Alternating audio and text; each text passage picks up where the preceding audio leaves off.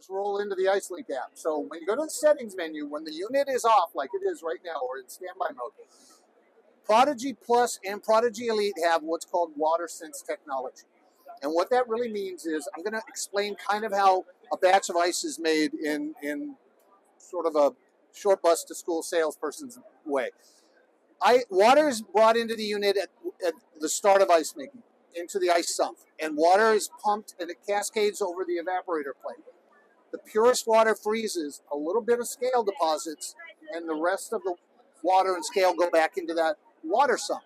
So what happens is the concentration of scale building materials increases in that as water freezes onto the evaporator plate. So scale is the enemy of any ice machine. For sure. So what we developed was a water sensor that measures the conductivity of the water in that sump.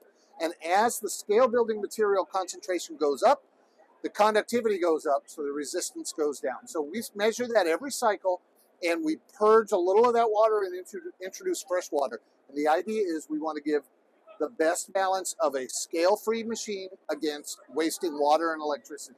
Because when you're dumping water, you're not just dumping water. That water is pre-chilled, and that's electricity too. So we give you the best balance. Now, turn this back on, if you're in an area where you know the water is just terrible, you can go in here in the app manually and adjust that purge level to low or all the way to max.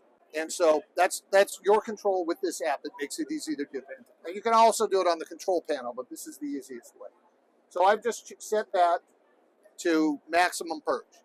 Now, here's where you turn the unit on or off. I just turned the unit on. So if I go back to the home screen, well, now it says we're making ice, and it's green. If we have any kind of an error and we go into an error state, it will tell you right here, and green will turn to yellow or red, depending on the severity of the error.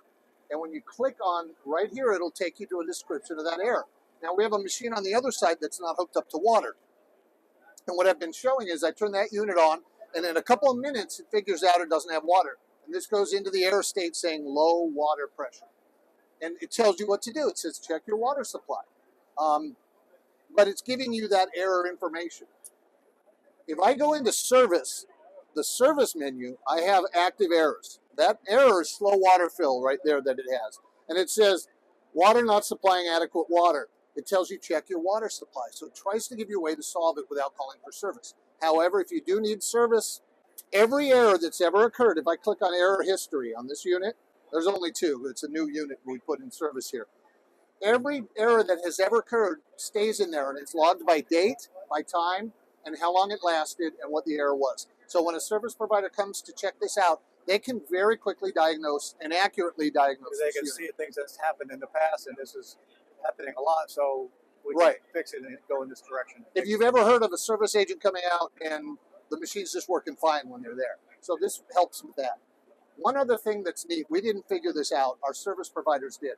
Every service provider that's touching an ice machine, a Scotsman ice machine, they're pairing with it. Remember, you can pair with an unlimited number of machines. So they've got a database of, like I said, McDonald's number 604. When a service provider gets a call, they're 30 miles away, right?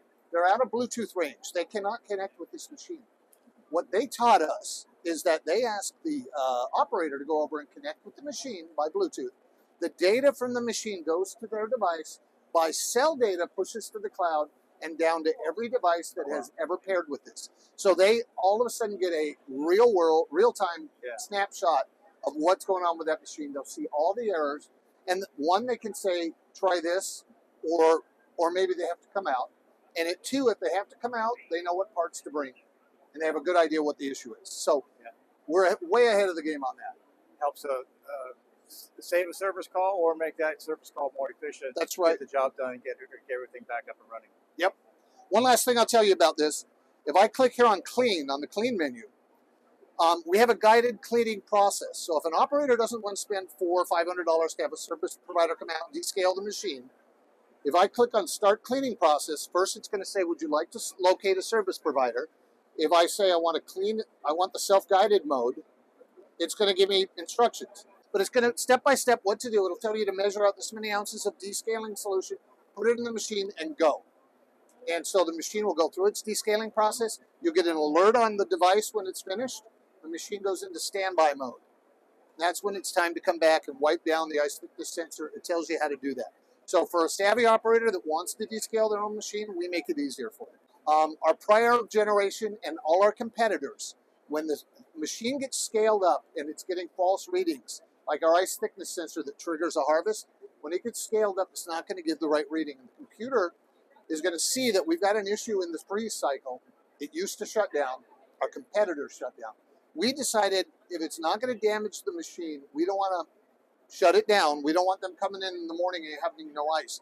We go into preservation mode. The clean light flashes. You get a notice on your device, and we keep making ice. And what we do, we revert to a timed freeze and harvest cycle, the way all the ice machines were 30 years ago. And we keep making ice. And the question I usually get is, what if I still don't clean that unit or descale it? The answer I get from service is, in about a year's time, that ice is going to start to malform. And hopefully then they'll descale it, because that's all it takes. Such great technology for making ice, and Scotsman's got it down. It's amazing. Thank you so much, Tony, for giving us time. And if we can help you with any Scotsman information in the Texas, Oklahoma area, just give us a call.